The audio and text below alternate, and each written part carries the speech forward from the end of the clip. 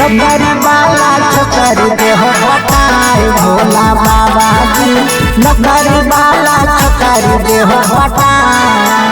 काम धंधा चले नहीं की करिए उपाय भोला बाबा जी। काम धंधा चले नहीं की करिए उपाय भोला बाबा जी।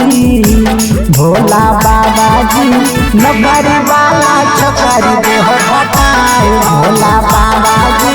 नौकरी वाला छोकरी दे हो बताए।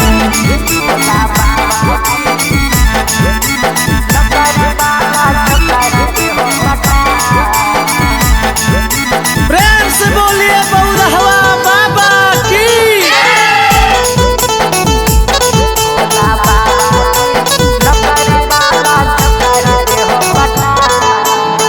कैसे कमैबै खैबै तू ही ले हो बताई।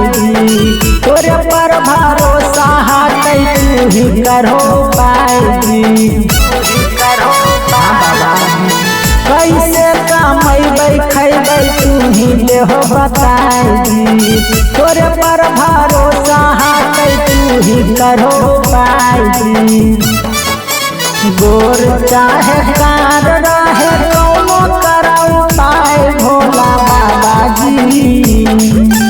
गोर चाहे कार रहे कौनो कराऊ पाए भोला बाबा जी। भोला बाबा जी नौकरी वाला छोकरी दे हो बताए भोला बाबा जी। नौकरी वाला छोकरी दे हो बताए।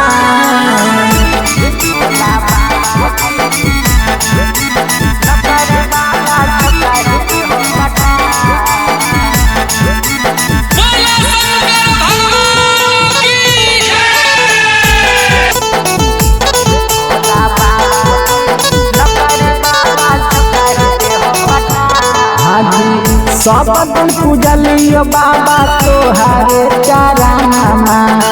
शंभु बिहारिया के मानिला कहानमा। सब दिन पूजलियो बाबा तोहारे चरणमा। मिठल यादव के मानिला कहानमा।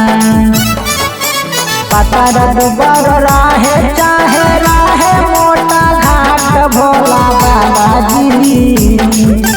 पतर दुबर राहे चाहे राहे मोटा घाट भोला बाबा जी।